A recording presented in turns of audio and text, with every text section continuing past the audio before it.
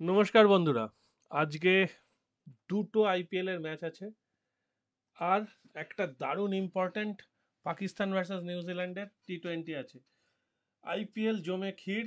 কালকে মোটামুটি world record হয়ে গেছে টি-20 ক্রিকেটের। 40টার ওপর ছয় মারা হয়েছে কালকে খেলায় এবং 262 কেকেআর করার পর পাঞ্জাব সেটাকে টপকে গেছে। অসাধারণ খেলা হয়েছে, যারা দেখেছেন খুব মজা পেয়েছেন আশা করি। আর জেতা হারা কে কোন টিম জিতলো সেটা নিয়ে খুব সমস্যা নেই। যেটা সমস্যা হচ্ছে সেটা হচ্ছে আমরা ঠিক টিম ধরতে পারছি কিনা।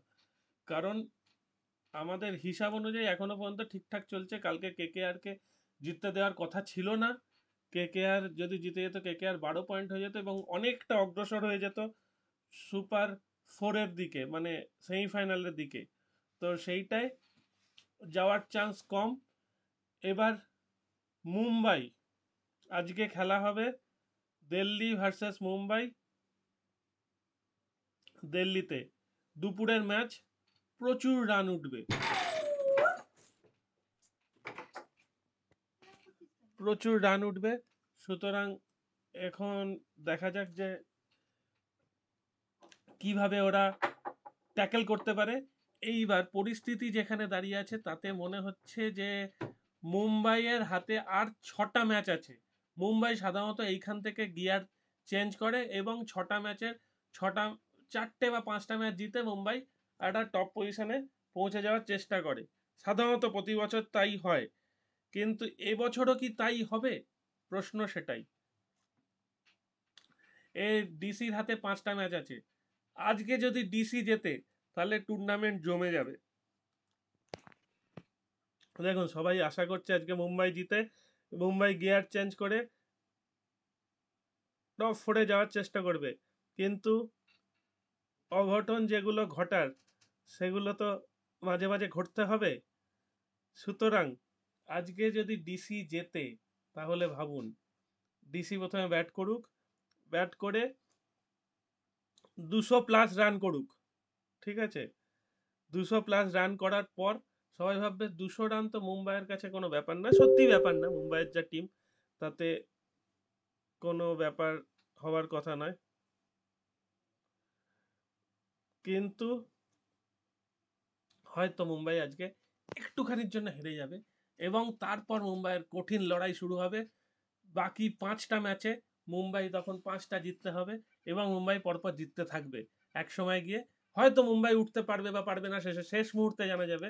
কিন্তু এখনই লাগাম ছাড়া কেউ কিছু হয়ে যাবে না। এবং পরপর কেকেআর কিন্তু ঘরের মাঠে হারলো। কেকেআর যেখানে পৌঁছে গেছিল সেখান থেকে 3টে ম্যাচ কেকেআর যদি না হারতো, 2টো ম্যাচ যদি না হারতো, তাহলে কেকেআর এর পয়েন্ট আজকে 14 থাকতো এবং অনেকটা কমফোর্টেবল পজিশনে থাকতো কেকেআর। সুতরাং একটা প্যাটার্ন যদি আপনারা লক্ষ্য করেন তাহলে দেখবেন আর আর মোটামুটি কনফার্ম, আগেই বলেছি। এটা ছাড়া বাকি কিন্তু যে কেউ উঠতে পারে। যদি কেকেআর, এসআরএইচ, এলএসজি এইখানে থেমে থাকে নেক্সট একটা বা 2টো ম্যাচ, তাহলে তলার টিমগুলো যেখানে যাই থাকুক না কেন তাদের একটা সুযোগ থাকবে ওপরের দিকে ওঠার। কারণ তারা 10 পয়েন্ট আছে, এখানে এমআই যদি 6 পয়েন্টেও থাকে তাহলেও তফাৎ নেই।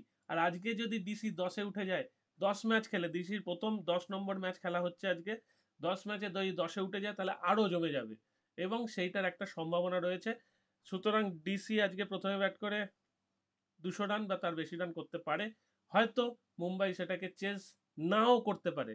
আর মুম্বাই যদি 200 রান করে তাহলে হয়তো ডিসি সেটাকে চেস করে ফেলতে পারে। Next match Lucknow super giant আর রাজস্থান রয়্যালস, খেলা হবে লখনৌতে। এইবার দেখুন, লখনৌ যদি এখান থেকে জিতে যায় তাহলে 12 পয়েন্ট হবে, সেটা কিন্তু কাম্য নয়।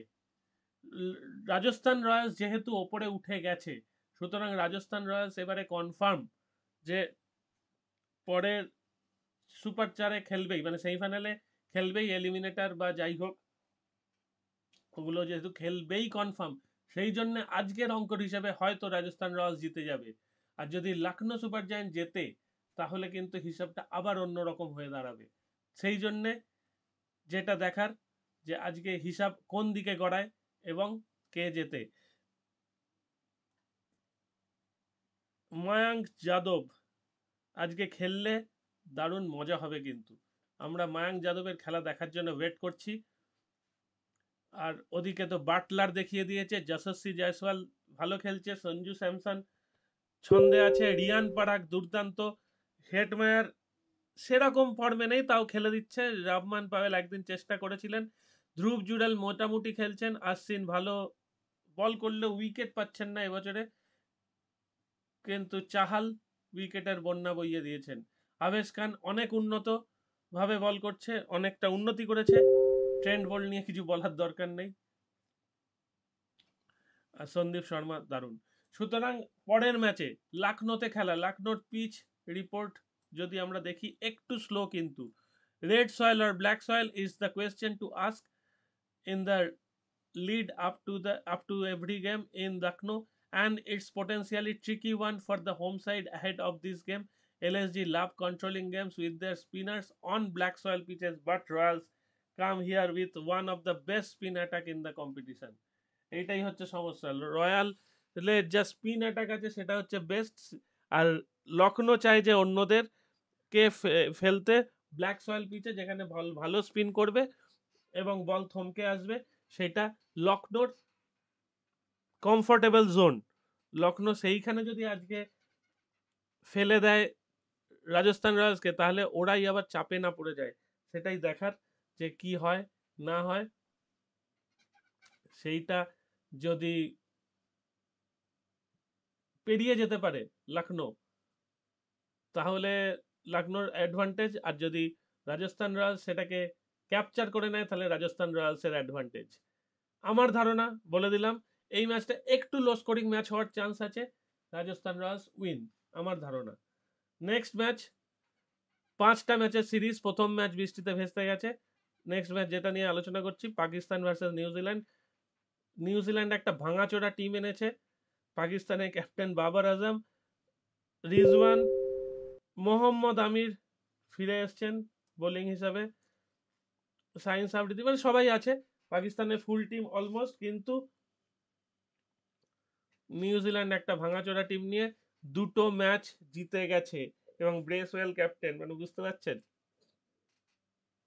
আজকে নিউজিল্যান্ড জিতবে বলে মনে হচ্ছে না। আগের দিন ম্যাচটা দেখলে বুঝতে পারবেন, মানে ম্যাচ আমি দেখিনি, ম্যাচের রেজাল্ট দেখলে বুঝতে পারবেন যে পাকিস্তান জিতবো জিতবো করেও আগের দিন হেরেছে। দেখুন, পাকিস্তান 4 রানে হেরেছে 25 তারিখে, লাস্ট ম্যাচ যেদিন ছিল, আর নিউজিল্যান্ড তার আগের ম্যাচটা অনায়াসে জিতে গেছে।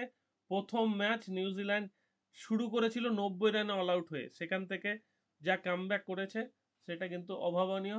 সুতরাং এই খেলাগুলো আজকে খেলার সুযোগ আছেই, অবশ্যই পাকিস্তানের জেতার সুযোগ আছে। পাকিস্তান ওয়ার্ল্ড কাপের আগে ঘরের মাঠে টি-20 সিরিজ হারতে চাইবে না নিউজিল্যান্ডের কাছে, তো সেটাই দেখার কি ঘটে না ঘটে। রান মোটামুটি 160-70 হচ্ছে, এটাই দেখা যাচ্ছে। তারপর দেখা যাক কোন দিকে খেলা গড়ায়। তো তাহলে আমাদের মোটামুটি প্রেডিকশন, প্রথম ম্যাচে দিল্লি, সেকেন্ড ম্যাচে আর থার্ড ম্যাচে পাকিস্তান। ঠিক আছে, এখানেই শেষ করছি। ভালো থাকবেন সবাই, টাটা।